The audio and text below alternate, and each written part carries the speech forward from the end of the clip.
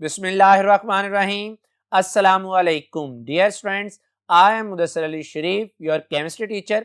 Students, chemistry second year chapter number 1 और आज का हमारा टॉपिक है मेल्टिंग एंड बॉइलिंग पॉइंट्स.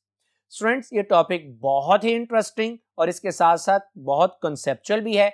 आप इसको डिटेल से समझिएगा, पढ़िएगा और इंपॉर्टेंट चीजों को राइट डाउन कर लीजिएगा. तो आइए स्टार्ट करते हैं आज का topic.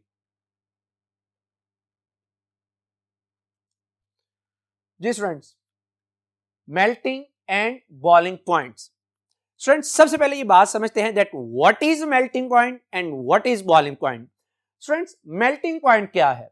The temperature at which solid and liquid phases of a substance coexist, यानी वो टेम्परेचर जहां पे किसी भी सब्सटेंस की सॉलिड और लिक्विड फेज कोएग्जिस्ट, एक साथ एग्जिस्ट करती है, that is called melting point. इसी तरह स्टूडेंट, बॉइलिंग पॉइंट क्या है? ये आपने फर्स्ट ईयर में चैप्टर नंबर 4 में भी पढ़ा है. बॉइलिंग पॉइंट क्या है? The temperature at which vapour pressure of the liquid becomes equal to the external atmospheric pressure is called boiling point. Students, अगर मैं डेफिनेशंस को और आसान कर दूं तो मैं कह सकता हूं कि मेल्टिंग पॉइंट क्या है? The temperature at which solid starts converting into liquid, यानी वो टेम्परेचर है जहां पे कोई सॉलिड लिक्विड में कन्वर्ट होना शुरू होता है, that is called melting point. इसी तरह से स्टूडेंट्स, अगर आपसे मैं आसान अल्फाज में बॉइलिंग पॉइंट की बात करूं तो बॉइलिंग पॉइंट क्या है? The temperature at which liquid start converting into vapors is called boiling point. Students, ये जो मैंने डेफिनेशंस आपके सामने की हैं, यहां से एक बात आपको क्लियर हो जानी चाहिए कि मेल्टिंग पॉइंट में मैंने क्या कहा? Solid starts converting into liquid. इसका मतलब है कि मेल्टिंग पॉइंट का ताल्लुक किसके साथ है? सॉलिड के साथ. और बॉइलिंग पॉइंट क्या था? लिक्विड स्टार्ट्स कन्वर्टिंग इनटू, तो इसका मतलब है बॉइलिंग पॉइंट का ताल्लुक किसके साथ है? लिक्विड के साथ. स्टूडेंट, आपके सामने मैं एक एग्जांपल दे रहा हूं. जैसे आप पानी के मेल्टिंग पॉइंट से मुराद आइस के मेल्टिंग पॉइंट से मुराद है 0 डिग्री सी पे ये मेल्ट होता है, तो 0 डिग्री सी पे ये आइस कन्वर्ट होना शुरू होती है किस में? लिक्विड में. और अगर मैं boiling point of water which is 100 degree C इनकी बात करूं तो बॉइलिंग पॉइंट पे जाके लिक्विड कन्वर्ट होना शुरू होता है किस में? वेपर्स. तो स्टूडेंट्स, ये मैंने आपके सामने बड़े सिंपल से तरीके से मेल्टिंग और बॉइलिंग पॉइंट को एक्सप्लेन किया.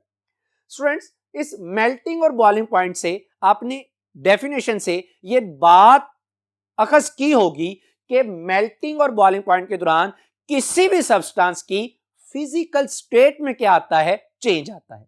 जैसे आप कहते हैं मेल्टिंग पॉइंट सॉलिड लिक्विड में जाता है, आप कहते हैं बॉइलिंग पॉइंट लिक्विड वेपर्स में जाता है, तो मेल्टिंग और बॉइलिंग पॉइंट के दौरान चेंज इन फिजिकल स्टेट आती है. और स्टूडेंट्स, याद रखिएगा कि जब भी फिजिकल स्टेट में चेंज आएगी तो चेंज आएगा किस में? अट्रैक्टिव फोर्सेस में.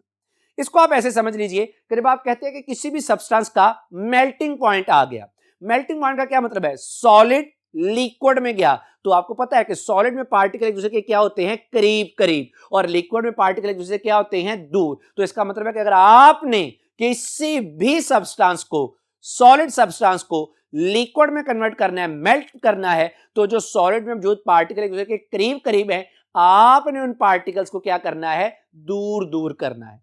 इसी तरह लिक्विड वेपर्स में जाता है, कहां पर? At its boiling point. और लिक्विड में पार्टिकल करीब करीब है, अगर आपने उसको वेपर्स में कन्वर्ट करना है तो उन पार्टिकल्स को एक दूसरे से क्या करना पड़ेगा?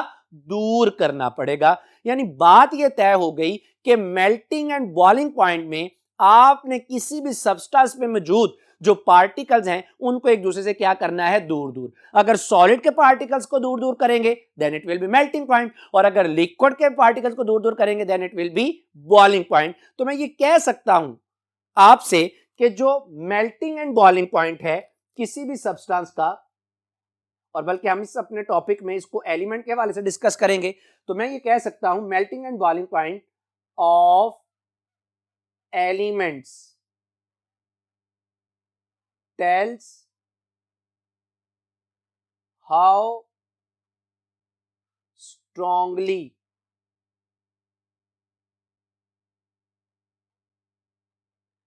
atoms or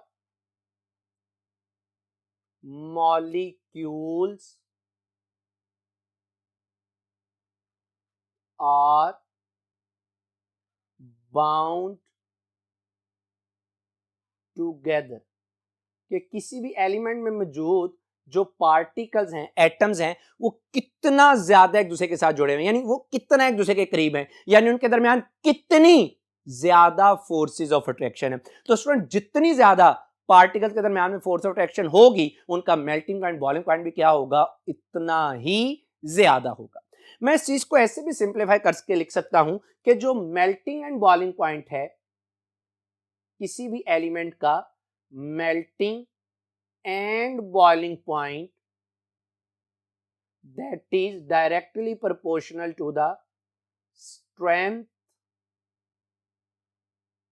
of binding, student गौर कीजिएगा अल्फाज पर, strength of binding forces, binding forces यानी जो पार्टिकल्स को एक दूसरे के साथ बाइंड करके रखती हैं, तो जितनी बाइंडिंग फोर्सेस ज्यादा उतना मेल्टिंग पॉइंट और बॉइलिंग पॉइंट भी क्या होगा, ज्यादा।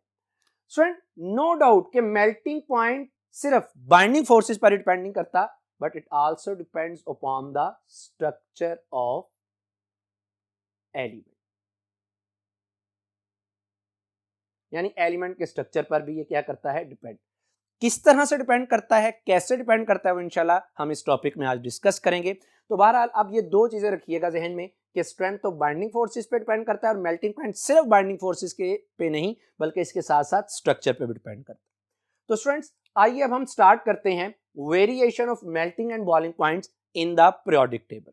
स्टूडेंट्स आपको अच्छे तरीके से पता है कि जब हम वेरिएशन पढ़ते हैं किसी भी प्रॉपर्टी की इन द पीरियोडिक टेबल तो हम उसको दो तरह से डिस्कस करते हैं, एक पीरियड्स में और दूसरा ग्रुप्स में। तो स्टूडेंट्स सबसे पहले हम लोग स्टार्ट करते हैं variation in a period. Students हम अपने इस कोर्स में दो पीरियड्स को डिस्कस करेंगे, these are short periods. Short period इस वजह से कहा जाता है कि इनमें एलिमेंट्स की तादाद 8 और 8 है, that is period number 2 and period number 3। Student सबसे पहले स्टार्ट करते हैं पीरियड नंबर 2 को, और पीरियड नंबर 2 स्टार्ट होता है lithium, beryllium, boron, carbon, nitrogen, oxygen, fluorine और नियॉन। स्टूडेंट्स मैंने आपके लिए इन एलिमेंट्स के ग्रुप नंबर भी लिख दिए, जैसे लिथियम पे फर्स्ट है, बेरिलियम पे सेकंड है, बोरॉन पे थर्ड है, कार्बन पे फोर्थ है एंड सो ऑन, नियॉन पे जाके क्या है, 8th ए। और साथ ही स्टूडेंट मैंने अब मेंशन कर दिया इन तमाम एलिमेंट्स का मेल्टिंग पॉइंट, लिथियम का, बेरिलियम का, बोरॉन का एंड नियॉन तक। स्टूडेंट्स अगर आप इनके मेल्टिंग पॉइंट को गौर से देखें तो आपको फील होगा कि जो मेल्टिंग पॉइंट है ये इंक्रीज करता है from lithium to carbon. Lithium to carbon का क्या मतलब है कि फर्स्ट ए ग्रुप से लेके 4th ए ग्रुप तक, और फिर स्टूडेंट अगर आप गौर करें तो ये 5th ए यानी नाइट्रोजन से लेके 8th ए ग्रुप तक क्या करता है, डिक्रीज। 8th ए का क्या मतलब है, नियॉन। तो स्टूडेंट बात ये तय हुई कि जो मेल्टिंग पॉइंट है it increases from first A to 4th A यानी lithium to carbon, then it decreases from 5th A to 8th A. 5th A to 8th A से क्या मुराद है कि नाइट्रोजन से लेके नियॉन तक। तो स्टूडेंट यहां से एक बड़ा खूबसूरत एमसीक्यू भी बन जाता है कि अगर आपसे कोई पूछे कि पीरियोडिक टेबल की कौन सी ऐसी प्रॉपर्टी है, which of the following periodic property increases up to the middle of periodic table and then decreases, तो यकीनन आप अब उसको जवाब देंगे कि सर वो प्रॉपर्टी है मेल्टिंग पॉइंट, क्योंकि ये मिडल तक इंक्रीज करती है, फर्स्ट ए से 4th ए, मिडल चौथे तक इंक्रीज करती है, फिर 5th ए से ऑनवर्ड ये क्या करती है, डिक्रीज करती है। स्टूडेंट्स अब हम इसकी वजह पढ़ने की कोशिश करते हैं कि आखिर ऐसी क्या वजह है कि पहले इंक्रीज और फिर क्या करती है, डिक्रीज। याद रखिएगा शॉर्टकट जो मैंने आपको पहले बताया हुआ है कि melting boiling point directly proportional है strength of binding forces. Student जब आप फर्स्ट ए से 4th ए ग्रुप तक की बात करते हैं तो लिथियम से कार्बन तक जाते हुए नंबर ऑफ बाइंडिंग इलेक्ट्रॉन्स क्या करते हैं, इंक्रीज। जैसा कि लिथियम बाइंडिंग के लिए 1 इलेक्ट्रॉन देता है, बेरिलियम 2, बोरॉन 3 और कार्बन 4 इलेक्ट्रॉन देता है। तो आप कहेंगे सर फर्स्ट ए से फोर्थ ए तक मेल्टिंग पॉइंट इस वजह से इंक्रीज करता है क्योंकि number of binding electron increase करते हैं, जिसकी वजह से strength of binding forces increase करती है, जिसकी वजह से मेल्टिंग पॉइंट क्या करता है, इंक्रीज करता है। तो कार्बन पर आके मैक्सिमम हो जाते हैं बाइंडिंग इलेक्ट्रॉन। स्टूडेंट्स जब आप यहां तक आपको बात क्लियर होगी, जब आप फिफ्थ ए ग्रुप से एट्थ ए ग्रुप की तरफ मूव करते हैं, यानी नाइट्रोजन, ऑक्सीजन, फ्लोरीन, नियॉन, तो students these all elements exist as discrete small non polar molecules. मेरे अल्फाज पे गौर कीजिएगा, discrete small non polar molecules. और स्टूडेंट्स ये बात आपने बड़े अच्छे तरीके से पढ़ी हुई है कि जो अभी मैं आपसे बात करके भी आया कि जो नॉन पोलर मॉलिक्यूल्स हैं इनमें लंडन डिस्पर्शन फोर्सेस मौजूद होती हैं। और याद रखिएगा अगेन, जो मेल्टिंग और बॉइलिंग पॉइंट है ये डायरेक्टली प्रोपोर्शनल होता है स्ट्रेंथ ऑफ इंटरमॉलिक्यूलर फोर्सेस के, which is directly proportional to the size. तो अगर आप गौर करें तो नाइट्रोजन से नियॉन पे जाते हुए साइज क्या होता है, कम। जब साइज कम होगा तो फोर्सेस भी क्या होंगी, कम। जब फोर्सेस कम होंगी तो अंडरस्टूड सी बात है कि मेल्टिंग पॉइंट और बॉइलिंग पॉइंट भी क्या होगा, कम होगा। यही वजह है कि नाइट्रोजन का ज्यादा, फिर ऑक्सीजन का कम, फ्लोरीन का उससे कम और नियॉन का सबसे कम। तो स्टूडेंट्स यहां पे हमने दो हिस्सों में बात कर ली कि फर्स्ट ए से fourth A increase due to increase in the strength of binding forces which is due to the increase in the number of binding electrons। फिर स्टूडेंट्स हमने फिफ्थ ए से एट्थ ए तक बात की कि फिफ्थ ए से एट्थ ए तक जो मेल्टिंग पॉइंट है ये डिक्रीज करता है क्योंकि नाइट्रोजन से ऑनवर्ड नियॉन तक स्मॉल साइज के मॉलिक्यूल्स हैं जिनमें फोर्सेस क्या होती हैं, कम। स्टूडेंट्स अगर मैं इसी पीरियड को आपको ग्राफ की शक्ल में समझाने की कोशिश करूं तो आपके सामने ये ग्राफ है और ये ग्राफ ड्रॉ किया गया है between melting point and atomic number. Melting point को लिया गया है सेंटीग्रेड स्केल में और एटॉमिक नंबर एक्स एक्सिस पर। स्टूडेंट यहां पे स्टार्ट अगर आप देखें तो फर्स्ट पीरियड से किया गया है। फर्स्ट पीरियड में दो एलिमेंट्स हैं, एक हाइड्रोजन और हीलियम। अब मैं इस पे ज्यादा डिटेल से बात नहीं करूंगा क्योंकि आपको कहीं ना कहीं कंसेप्ट क्लियर हो चुका कि मैंने अभी कहा कि जो स्मॉल डिस्क्रीट यूनिट मॉलिक्यूल्स हैं इनके साइज कम होने की वजह से फोर्सेस क्या होती हैं, कम। तो हाइड्रोजन और हीलियम का स्मॉल मॉलिक्यूल है, हाइड्रोजन और हीलियम, हीलियम का साइज हाइड्रोजन की निस्बत में क्या है, कम। तो अगर हीलियम का साइज हाइड्रोजन की निस्बत कम है तो इसका मतलब है कि इसमें हाइड्रोजन की निस्बत फोर्सेस क्या है, कम, जिसकी वजह से इसका मेल्टिंग पॉइंट हाइड्रोजन की निस्बत भी क्या है, कम है। तो हाइड्रोजन से हीलियम तक का थोड़ी सी नीचे को आती है जिसका मतलब है कि मेल्टिंग पॉइंट क्या करता है, डिक्रीज करता है।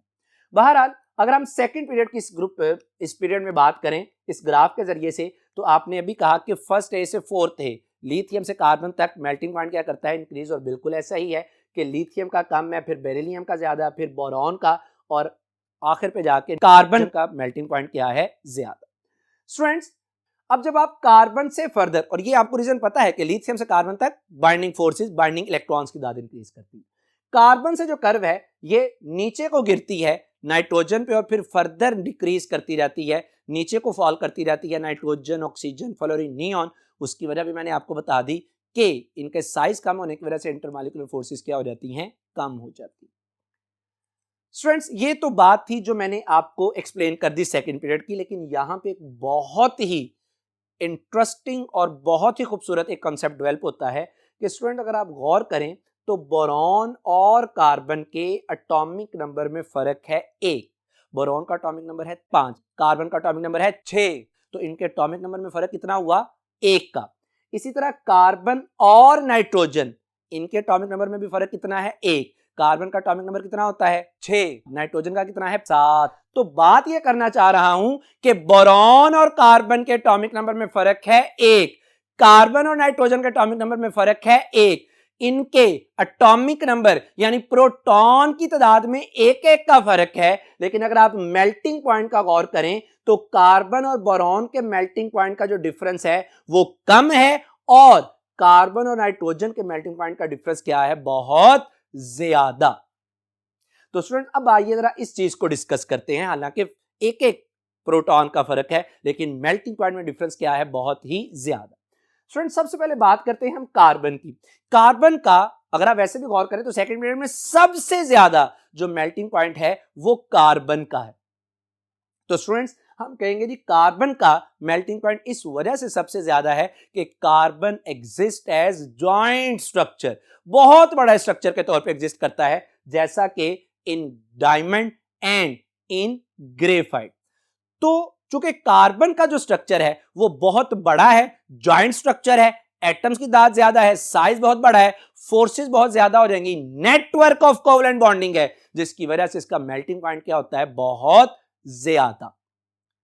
इसके बरक्स अगर आप बोरॉन की बात करते हैं तो स्टूडेंट्स बोरॉन भी जॉइंट स्ट्रक्चर के तौर पे एग्जिस्ट करता है, लेकिन इसका जो जॉइंट स्ट्रक्चर है ये किसी हद तक कार्बन से मिलता है, लेकिन 100% कार्बन की तरह नहीं है। जो बोरॉन है इसके 12 यूनिट्स आपस में मिलके रहते हैं, जिसको हम आइकोसहीडीरा बोलते हैं। 12 यूनिट्स का कॉम्बिनेशन है, एक जॉइंट स्ट्रक्चर बनता है, लेकिन कार्बन की निस्बत क्या है, कम। तो इसका मतलब है कि कार्बन और बोरॉन में चाहे एक एटॉमिक नंबर का फर्क है, लेकिन मेल्टिंग पॉइंट में डिफरेंस इतना ज्यादा नहीं, क्योंकि दोनों जॉइंट स्ट्रक्चर के तौर पे एग्जिस्ट करते हैं। और दोनों का अगर कंपैरिजन किया जाए तो कार्बन का जो स्ट्रक्चर है वो ज्यादा बड़ा है as compare to boron.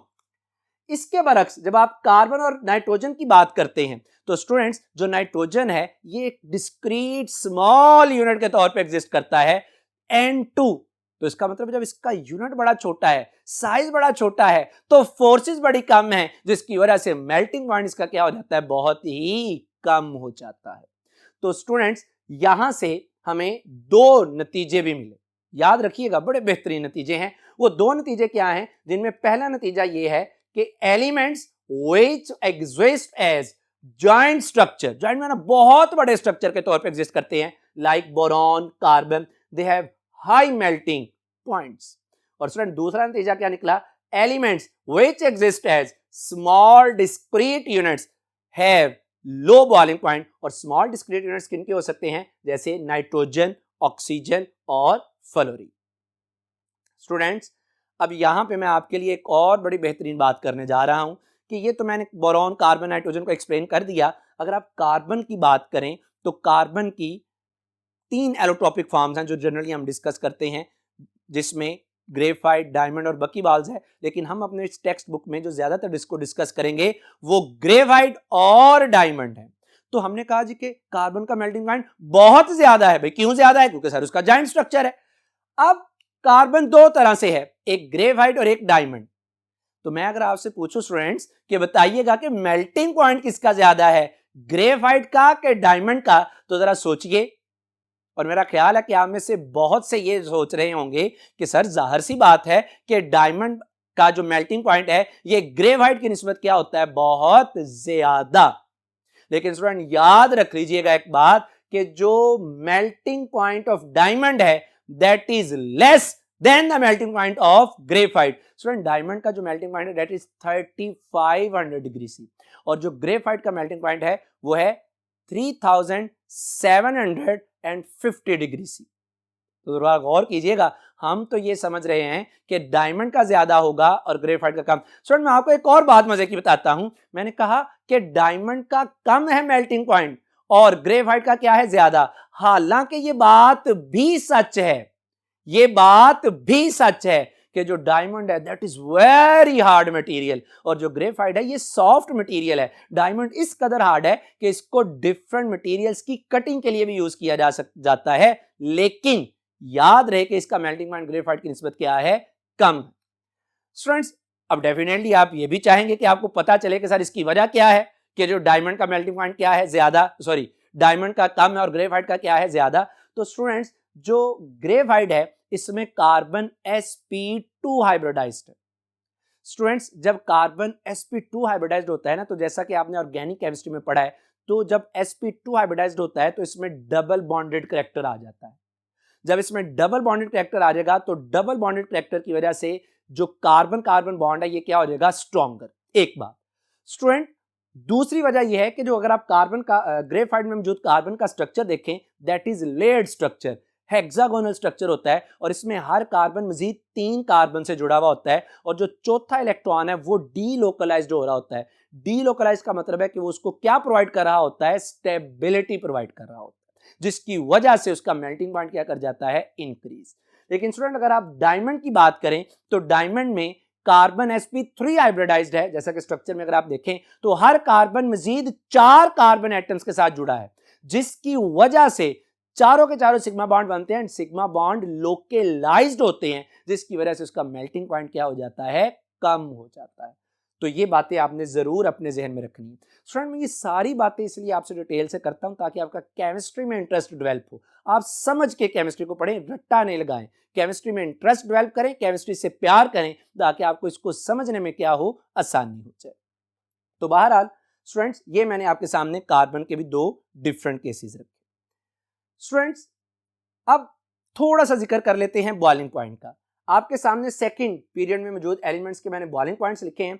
Boiling point का भी ट्रेंड वही है जो कि किसका है, मेल्टिंग पॉइंट का, लेकिन सिर्फ एक एक्सेप्शन के साथ। आपको पता है exceptions are always there students, same वही ट्रेंड है कि फर्स्ट ए से फोर्थ ए तक इंक्रीज देन डिक्रीज, लेकिन यहां पे एक एक्सेप्शन आ जाती है, that is the boiling point of nitrogen and oxygen. हमारे कॉन्सेप्ट के मुताबिक ऑक्सीजन का बॉइलिंग पॉइंट कम होना चाहिए और नाइट्रोजन का ज्यादा, लेकिन रियलिटी ये है स्टूडेंट्स कि ऑक्सीजन का बॉइलिंग पॉइंट ज्यादा है और नाइट्रोजन का क्या है, कम। इसको अपने जहन में रखिएगा। बाकी जो सारा ट्रेंड है वो सेम वैसा ही है जैसे कि melting point.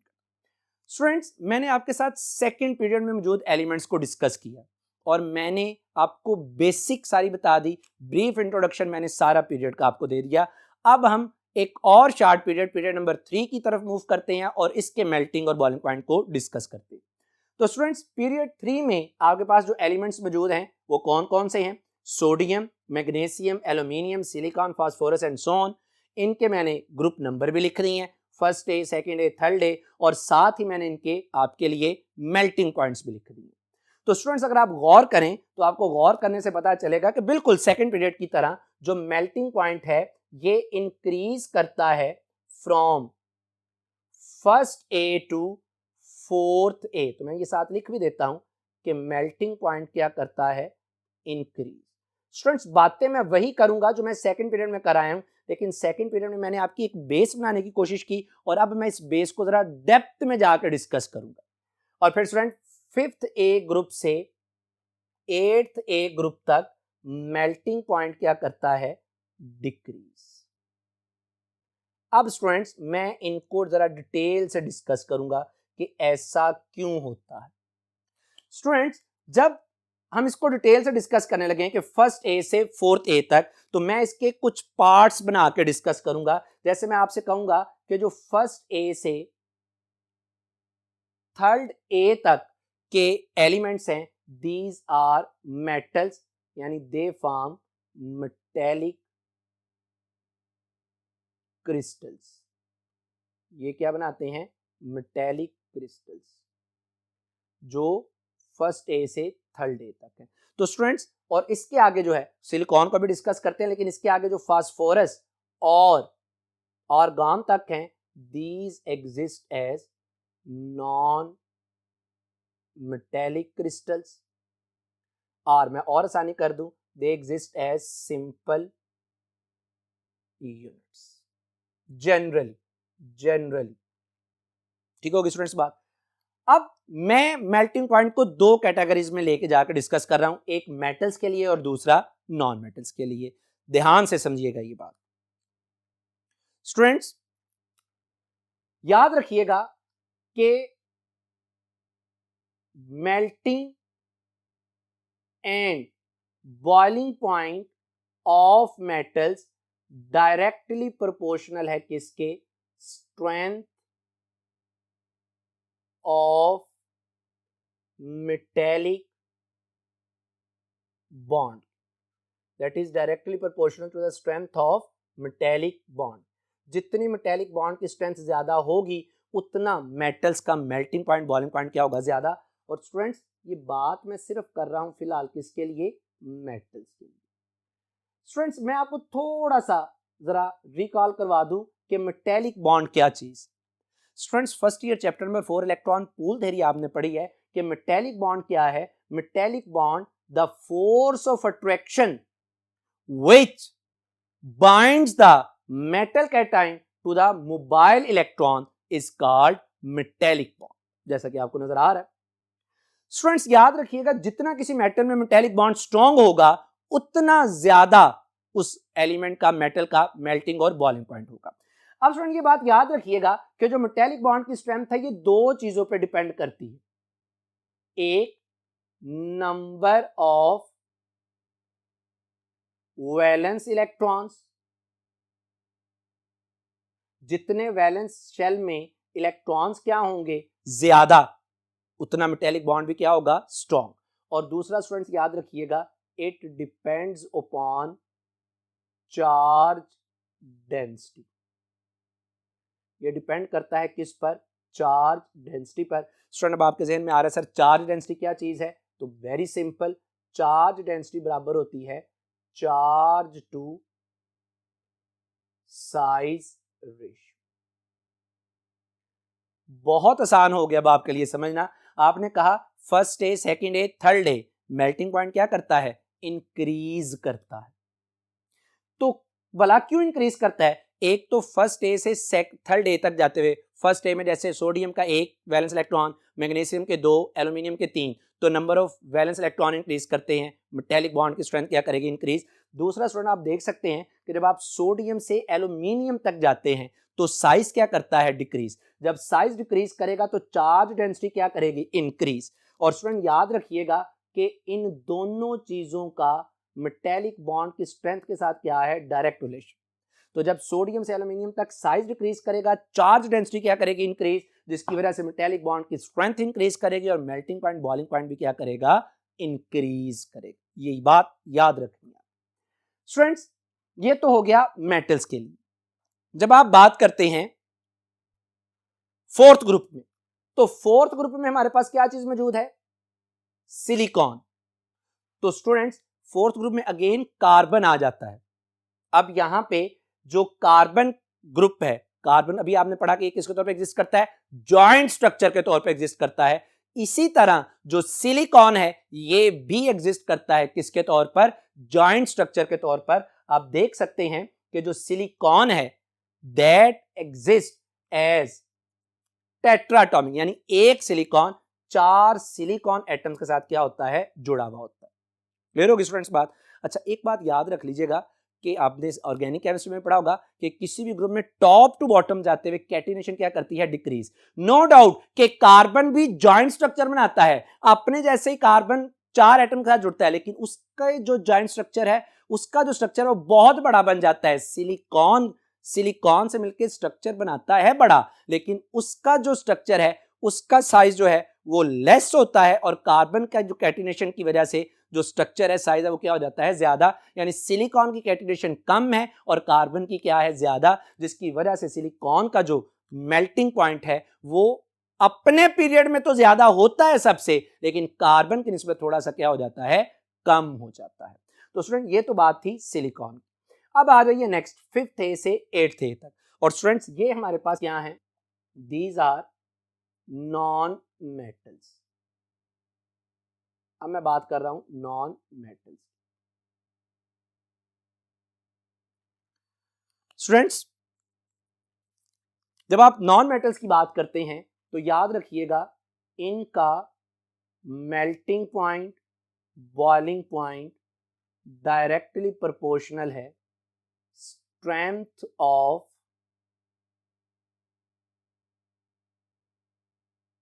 Inter molecular forces, directly proportional है स्ट्रेंथ ऑफ इंटरमॉलिक्यूलर फोर्सेस के। और स्टूडेंट याद रखिएगा जो स्ट्रेंथ ऑफ इंटरमॉलिक्यूलर फोर्सेस है that is directly proportional to polarizability. ये आप लोगों ने पढ़ा हुआ कि पोलराइजेबिलिटी क्या है, क्रिएशन ऑफ टेम्परेरी पोल्स। और स्टूडेंट याद रखिएगा कि जो पोलराइजेबिलिटी है इसका डायरेक्ट रिलेशन है किसके साथ, दो चीजों के साथ। एक तो साइज के साथ, दीज आर डायरेक्टली रिलेटेड, और दूसरा नंबर ऑफ एटम्स के साथ।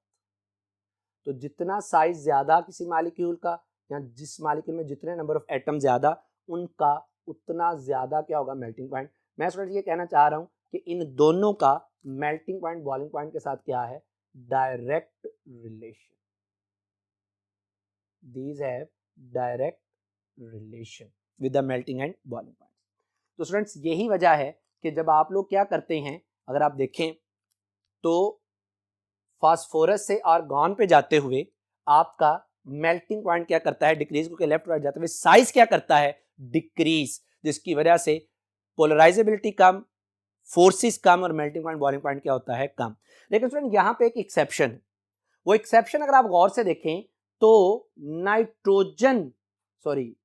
फास्फोरस का जो मेल्टिंग पॉइंट है दैट इज 44.2 डिग्री सी, और जो सल्फर का मेल्टिंग पॉइंट है दैट इज 119 डिग्री सी।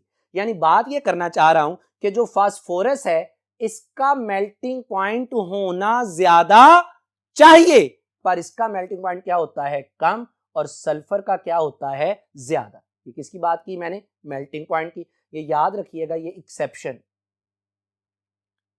अब इसकी क्या वजह है स्टूडेंट, इसकी वजह ये है कि जो फास्फोरस है it exist as P4 molecules, 4 atoms मिलकर रहते हैं जैसे, और sulphur exist as S8 molecule. इसको आप लोग पकड़ रिंग भी बोलते हैं।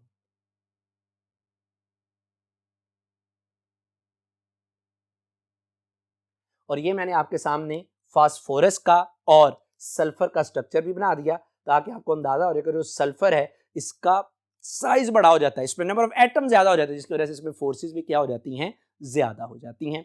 और अगेन स्टूडेंट्स, अगर आप थर्ड पीरियड के एलिमेंट्स का मेल्टिंग पॉइंट चेक करें तो आपको अंदाजा होगा कि ये बिल्कुल हमारे कंसेप्ट्स के मुताबिक है, स्वाय एक एक्सेप्शन के कि फास्फोरस का ज्यादा होना चाहिए था, सल्फर का कम, लेकिन मैंने उसकी वजह बता दी कि सल्फर का क्या हो जाता है, ज्यादा, और फास्फोरस का क्या है, कम। और बिल्कुल बाकी हमारा पैटर्न के मुताबिक है, कोई इसमें और एक्सेप्शन नहीं। कार्बन का और सिलिकॉन का कम है, उसकी भी वजह मैंने आपको एक्सप्लेन कर दी। तो स्टूडेंट्स ये तो मैंने वेरिएशन आपके सामने एक्सप्लेन की मेल्टिंग पॉइंट की अलोंग द पीरियड्स। अब आइए डिस्कस करते हैं variation of melting point along या डाउन द ग्रुप। स्टूडेंट्स जब आप वेरिएशन ऑफ मेल्टिंग पॉइंट पढ़ेंगे डाउन द ग्रुप, तो स्टूडेंट्स मैं आपसे कहूंगा कि हम इसको 2 पार्ट्स में डिवाइड करके पढ़ेंगे। वो 2 पार्ट्स कौन से हैं, मेटल्स के लिए अलहदा और नॉन मेटल्स के लिए अलहदा। मैंने आपको पहले भी बताया कि जो मेटल का मेल्टिंग पॉइंट बॉइलिंग पॉइंट है ये डायरेक्टली प्रोपोर्शनल है मेटेलिक बॉन्ड की स्ट्रेंथ के, और मेटेलिक बॉन्ड इनवर्स डायरेक्ट है चार्ज डेंसिटी के, और चार्ज डेंसिटी इनवर्स है किसके, साइज के। तो अगर आप फर्स्ट ए ग्रुप की बात करें अल्कली मेटल्स की, lithium, sodium, potassium, rubidium, caesium, francium, तो आप देख सकते हैं कि टॉप टू बॉटम जाते हुए इनका मेल्टिंग पॉइंट क्या कर रहा है, डिक्रीज। भाई क्यों डिक्रीज कर रहा है, क्योंकि टॉप टू बॉटम जाते हुए साइज इंक्रीज करता है, जिसकी वजह से चार्ज डेंसिटी कम होती है और मेटेलिक बॉन्ड की स्ट्रेंथ भी क्या हो जाती है, कम, जिसकी वजह से मेल्टिंग पॉइंट बॉइलिंग पॉइंट क्या करता है, डिक्रीज करता है। एक और ग्रुप की मिसाल ले लें, जैसे हमारे पास है सेकंड ए ग्रुप, जिसे आप अल्कलाइन अर्थ मेटल्स भी बोलते हैं। इनमें क्या क्या है, बेरिलियम, स्टूडेंट सेकंड ए में बेरिलियम, देन हमारे पास क्या है, मैग्नीशियम, कैल्शियम, स्ट्रोंशियम, बेरियम और रेडियम। तो स्टूडेंट्स अगर आप इसकी बात करें तो किसी भी मेटल्स के ग्रुप में टॉप टू बॉटम जाते हुए आप सबको पता है कि साइज क्या करता है, इंक्रीज। जब साइज इंक्रीज करेगा तो वही पुरानी बातें, मेटेलिक बॉन्ड की स्ट्रेंथ कम होगी, मेल्टिंग पॉइंट बॉइलिंग पॉइंट क्या हो जाएगा, कम। और आपके सामने ये मेरे पास मौजूद हैं melting points of alkaline earth metals. Students बिल्कुल ऐसा ही है कि डाउन द ग्रुप जाते हुए मेल्टिंग पॉइंट क्या कर रहा है, डिक्रीज। लेकिन एक एक्सेप्शन आपको नजर आ रही है, और वो एक्सेप्शन कौन सी है, बिटवीन मैग्नीशियम एंड कैल्शियम। जब आप कहते हैं सर जितना साइज बढ़ा उतना मेल्टिंग पॉइंट बॉइलिंग पॉइंट कम, किसका, मेटल्स का, तो फिर सर कैल्शियम का क्या होना चाहिए, कम, और मैग्नीशियम का क्या होना चाहिए, ज्यादा। लेकिन रियलिटी ये है कि मैग्नीशियम का कम और कैल्शियम का मेल्टिंग पॉइंट क्या है, ज्यादा। तो इसकी वजह यह है कि मेटेलिक स्ट्रक्चर चेंज हो जाता है, बेरिलियम और मैग्नीशियम का जो मेटेलिक स्ट्रक्चर है that is hexagonal close packing. Students ये यूनिट सेल की टाइप्स है जो आपने फर्स्ट ईयर के 4th चैप्टर में पढ़ी हैं। और जो कैल्शियम है that is face centred cubic, और जो हमारे पास बेरियम और रेडियम है these has body centred cubic. तो चूंकि इनका मेटेलिक स्ट्रक्चर चेंज हो गया इस वजह से मेल्टिंग पॉइंट में कैल्शियम और मैग्नीशियम में क्या आ जाती है, वेरिएशन। स्टूडेंट्स एक और बात भी आपके इंटरेस्ट के लिए कर देता हूं कि चूंकि बेरिलियम और मैग्नीशियम का हेक्सागोनल स्ट्रक्चर है, हेक्सागोनल स्ट्रक्चर में याद रखिएगा हेक्सागोनल रिंग्स बनते हैं। ये रिंग्स के दरमियान में वीक फोर्सेस होती हैं, इनको तोड़ना क्या हो जाता है, आसान, जिसकी वजह से इनका मेल्टिंग पॉइंट क्या हो जाता है, कम हो जाता है। तो बहरहाल हमने कंक्लूड ये किया कि मेटल्स का टॉप टू बॉटम जाते हुए जो मेल्टिंग पॉइंट है ये क्या करता है, डिक्रीज करता है, विद फ्यू एक्सेप्शन, और एक्सेप्शन मैंने आपके सामने पेश कर दी। अब आ जाइए students melting points of non metals, but कहां पे, इन अ ग्रुप। तो स्टूडेंट्स किसी भी ग्रुप में, इन अ ग्रुप, जब भी आप ग्रुप की बात करते हो तो आप कहते हैं फ्रॉम टॉप टू बॉटम, किसी भी ग्रुप में टॉप टू बॉटम जाते हुए, बोलिए स्टूडेंट्स, टॉप टू बॉटम जाते हुए क्या होता है, साइज इंक्रीज। साइज इंक्रीज तो स्टूडेंट्स बोलिए पोलराइजेबिलिटी इंक्रीज।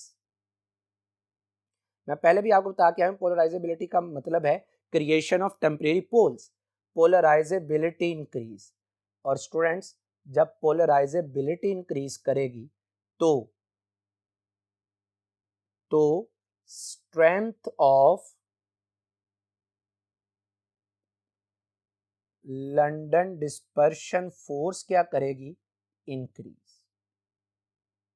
जब strength of London dispersion force increase करेगी तो मैं आपसे ये कहूंगा कि मेल्टिंग पॉइंट, बॉइलिंग पॉइंट क्या करेगा, इंक्रीज।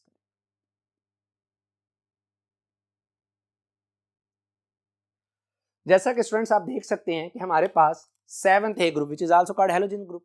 अगर आप टॉप टू बॉटम जाते हैं फ्लोरीन, क्लोरीन, ब्रोमीन, आयोडीन पर, तो आप देखते हैं कि टॉप टू बॉटम जाते हुए साइज इंक्रीज करता है और जिसकी वजह से लंदन डिस्पर्शन फोर्सेस क्या करती हैं, इंक्रीज। अच्छा यहाँ पे ये बात याद रखिएगा, हमने पहले भी पढ़ा कि फ्लोरीन, क्लोरीन गैस फॉर्म में है, ब्रोमीन लिक्विड में है और आयोडीन किस फॉर्म में है, सॉलिड स्टेट में है। तो आप देख सकते हैं कि टॉप टू बॉटम जाते हुए चूंकि melting point, boiling point increase करता है, तो अगर हम बॉइलिंग पॉइंट, मेल्टिंग पॉइंट और एटॉमिक नंबर के दरमियान में ग्राफ ड्रॉ करें तो कर्व राइजिंग आती है, अपवर्ड मूव करती है, जिसका मतलब यह है कि इनका मेल्टिंग पॉइंट, बॉइलिंग पॉइंट क्या करता है, इंक्रीज। स्टूडेंट्स यहां पे आपने एक और बात ऑब्जर्व की है कि no doubt melting point, boiling point increase करता है, कोई एतराज वाली बात नहीं है। लेकिन अगर आप गौर करें ना तो बॉइलिंग पॉइंट वाली कर्व ऊपर है और मेल्टिंग पॉइंट वाली कर्व क्या है, नीचे। इसका मतलब यह हुआ कि किसी सॉलिड को लिक्विड में भेजने के लिए जितनी एनर्जी रिक्वायर्ड होती है वो कम होती है एज कंपेयर टू जब किसी लिक्विड को आप भेजते हैं किस में, वेपर्स में। यही वजह है कि जो बॉइलिंग पॉइंट की कर्व है ये अपवर्ड है और मेल्टिंग पॉइंट की कर्व क्या है, डाउनवर्ड। तो स्टूडेंट्स हमने वेरिएशन थारोली डिस्कस की in the product table about the melting and boiling points. Students एक आखिरी बात वो ये है कि what is the application of melting and boiling point of element or compounds, हमें इसका फायदा क्या है। तो स्टूडेंट्स एक बड़ी ही बेहतरीन एप्लीकेशन है that is used to identify the compound or element। याद रखिएगा किसी भी एलिमेंट का या कंपाउंड का एलिमेंट फिक्स्ड होता है, इस वजह से हम उसका मेल्टिंग पॉइंट या बॉइलिंग पॉइंट मालूम करके बता सकते हैं कि ये कौन सा एलिमेंट है। स्टूडेंट एक और बात याद रखिएगा कि melting and boiling point of elements and compounds changes by the presence of impurities. Impurity आ रही है तो चेंज हो जाए, लेकिन प्योर कंपाउंड या एलिमेंट का मेल्टिंग और बॉइलिंग पॉइंट क्या होता है, सेम। तो स्टूडेंट्स आज के इस लेक्चर में हमने डिटेल के साथ thoroughly melting point, boiling point को डिस्कस किया, मेटल्स, नॉन मेटल्स में डिस्कस किया और इसमें इंडिविजुअल जो एक्सेप्शंस थी उनको भी हमने डिटेल के साथ डिस्कस किया। उम्मीद है कि आपको ये लेक्चर समझ आया होगा। और स्टूडेंट्स आज के लेक्चर में एक आपके लिए बात जैसे मैं हमेशा आपसे कहता हूँ कि कभी भी किसी के लिए बुरा मत सोचें, हमेशा किसी की मदद का, किसी की बेहतरी का सबब बने। अल्लाह सुब्हानहू व तआला आप पे अपना रहम करम फरमाए, आपको सीधी रास्ता दिखाए, आपको अपने नेक हदायतकार बंदों में शामिल फरमाए। आमीन। अस्सलामु अलैकुम।